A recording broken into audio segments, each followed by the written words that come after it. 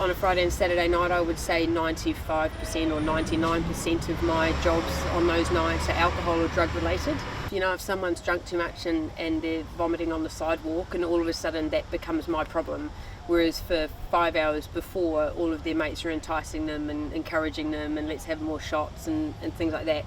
You know, if you want your friends to survive for tomorrow, then you need to help them that night to make sure they do. And that means not drinking excessively. That means not being aggressive. You know, from a paramedic perspective, we used to take a lot on the chin and just kind of get on with it.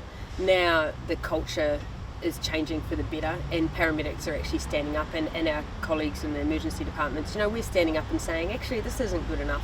You know, that little push and shove that we would have typically just gone, oh, look, it's okay, just, you know, settle down.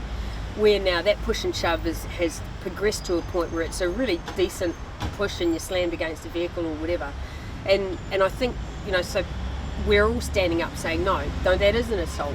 I shouldn't have to tolerate that. But the truth of the matter is you're not looking after each other.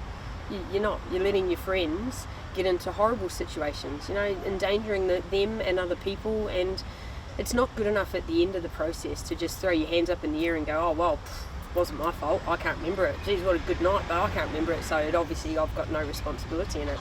You do have responsibility for it, and sometimes that needs to be dealt with in the courts, and it's much better for you and your friends to deal with it at 7 o'clock at night rather than us and the police and the court system dealing with it tomorrow when you're in front of a magistrate.